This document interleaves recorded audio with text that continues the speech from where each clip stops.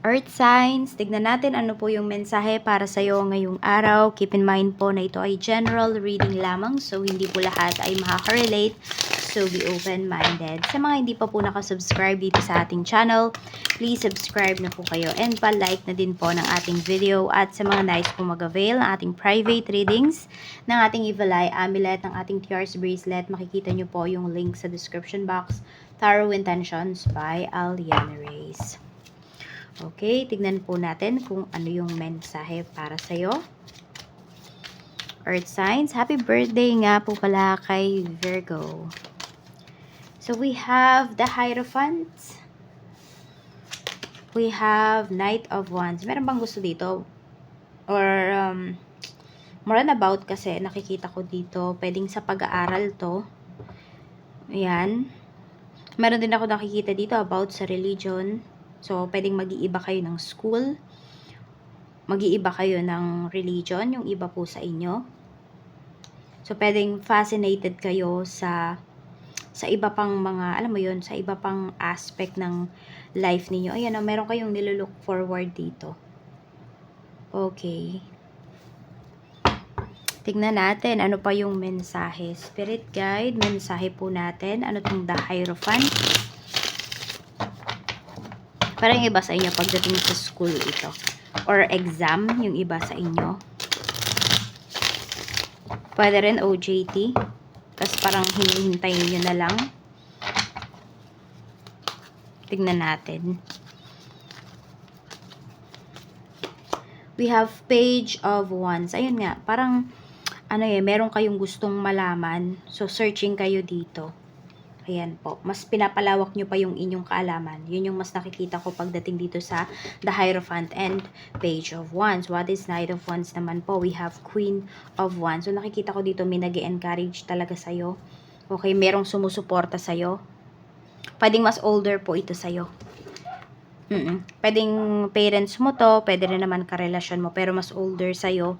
Earth signs. Tingnan natin, what is Three of Wands? We have Ace of Swords. So, napakalinaw na po ng mga decisions ninyo dito sa life. Ayan.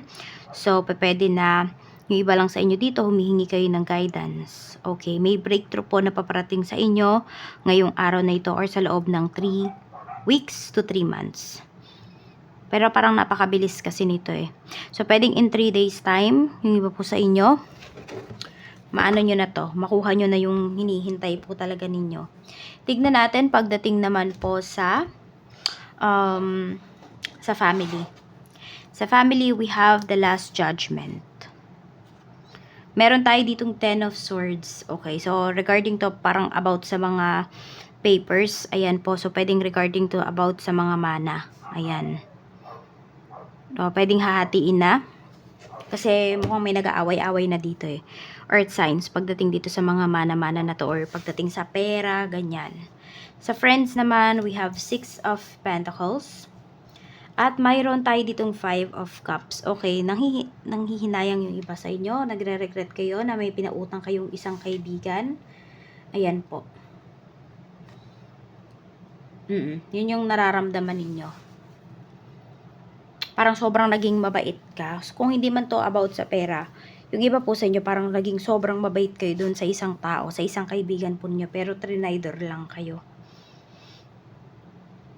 Tignan natin, pagdating naman po sa kaperahan, we have 4 of Pentacles and we have Queen of Cups. Yan. So, yung iba sa inyo ngayon, parang wala kayong pangamba pagdating sa kaperahan po ninyo. Meron kayong peace of mind.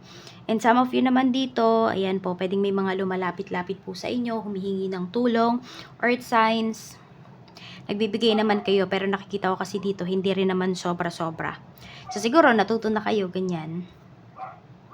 Tignan natin. Tsaka nakikita ko rin pala dito, marami po sa inyo ngayon ay nag-iipon na.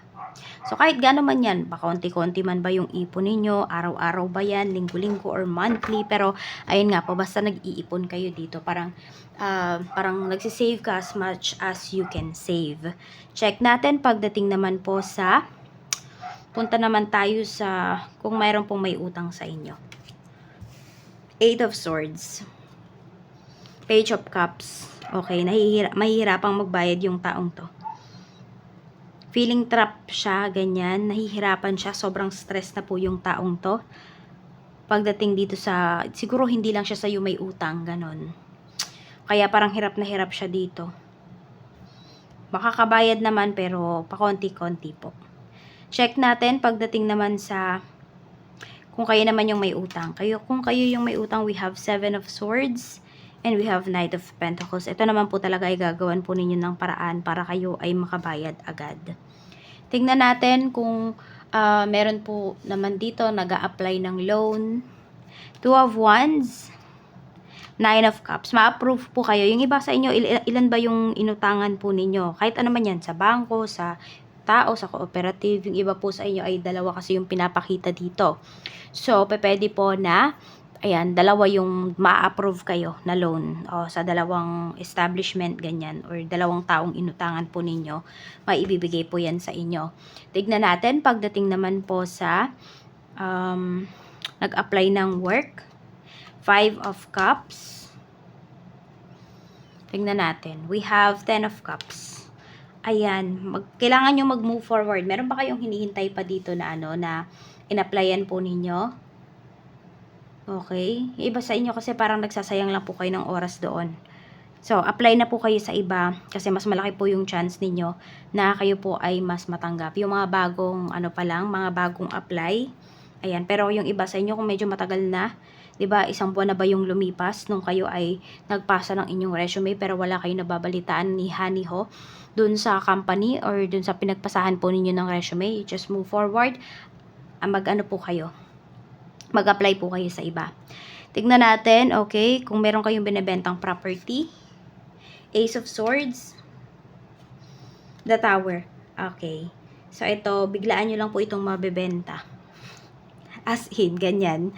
Yung tipong, may nagtanong, di mo siya masyadong in-entertain kasi feeling mo hindi siya bibili. Ganun. Or hindi naman siya interested talaga dun sa binibenta mo. Pero ayun, magugulat ka. Mukhang mas sa kanya mo pa mabebenta yan. Basta parang biglaan lang po ito. Tignan natin, pagdating naman po sa ordinary day ba? Yun, magugulat ka na lang, may magme-message sa'yo. Check natin, okay, sa mga mag-aayos po ng papers. We have Queen of Swords. Tignan natin kung yan ba ay ma-approve. Ma-approve po yan. Nag-overthink tayong iba sa inyo, oh. Okay, huwag kayo mag-overthink kasi ma-approve naman po yung inyong mga papeles, yung inyong visa, ganyan. Tignan natin sa work, yung mga may trabaho, we have Temperance. Tapos, we have the Fool. Ayan, parang naiinip na kayo dito pagdating sa work. Pero wala naman ako nakikita kasi na parang may gagawin kayo na actions towards dito. So, magtsatsaga lang po yung iba sa inyo. Ayan, more on pagtsatsaga yung pinapakita dito or signs pagdating sa inyong trabaho. Wala pa kayong guts para lumipat. Ayan po. Tignan natin, siguro parang binibigyan mo pa rin din ng chance yung sarili mo para dito sa trabaho na to. O yung trabaho ba na to yung binibigyan mo ng chance sa life mo kasi pwedeng umaasa ka pa na mabibigyan ka ng mas magandang opportunity. Tignan natin sa mga may business naman po, we have 5 of Wands. At meron tayo ditong the Hierophant. Okay, so kailangan nyo lang dito is maging innovative talaga kayo. Okay, maging madiskarte po kayo, maging competitive kayo dito sa business ninyo. Pwede naman na yung very traditional yung pag-handle ninyo ng inyong negosyo. Kaya lang, dapat meron din kayong ibang variety na in-offer, different, kunwari, flavors, kunwari, pagdating sa inyong negosyo, kung yan man ay, kunwari, pagkain. So, kailangan merong pamimilian dito yung inyong mga kliyente para hindi naman po sila magsawa. Ganon yung gawin po ninyo. Tsaka nakikita ko dito, you're very passionate, no, pagdating sa business mo. Kaya uunlad talaga to. And marami ka pang makikilala. Yan. Lalawak yung network mo pagdating dito sa inyong negosyo. Tignan po natin pagdating naman po sa love life naman. Sa mga single, we have King of Swords and we have 5 of Pentacles. Okay. Parang wala na kayong tiwala, yan. Yung iba nga sa inyo, parang hindi nyo naman masyadong iniisip yung, ninyo, yung love life. Or siguro, meron nga naman dito, nag-overthink kayo. Pero kung mag-overthink lang kasi kayo dito, hindi naman kayo gagawa ng action, wala talagang mangyayari. Pagdating yan sa love life ng mga single, Page of Pentacles, magtuon muna po kayo ng pansin sa sarili ninyo. Yan, lalo na yung iba sa inyo kung may mga trust issues kayo or basta para kasing nag-overthink kayo ganyan. Hindi ko alam kung wala ba kayong believe sa sarili ninyo. Pataasin niyo muna po yung inyong self-confidence. Tingnan natin or ayusin niyo muna yung life ninyo. Check natin pagdating naman po sa mga in a relationship. We have 3 of Pentacles, we have Knight of Swords. Okay, nakikita ko naman dito sa mga in a relationship natin, hindi po kayo pabigla-bigla ng mga desisyon ng person mo. Yan. Talagang pinag-uusapan po ninyo kung may problema at hindi kayo nagpapadala sa emosyon. Yan. Kaya maganda yung mga pag-uusap ninyo dito, yung outcome ng inyong mga kunwari problema, nasusolusyonan talaga siya. Sa mga married naman, we have the Empress, so pwedeng may buntis po dito. We have 2 of Wands or nagpaplano na magkaroon ng second baby for some of you. Pwede rin meron ditong buntis sa twins. Ayan, so very happy yung energy dito. Bawal stressin ng buntis. Okay. Ayan, pwede rin naman na yung mga plans po ninyo ng asawa mo, so pwedeng nangyayari na siya. Kaya lang matagal yung ginugol ninyo dito na oras, na panahon. Pero sulit naman po yung paghihintay po ninyo.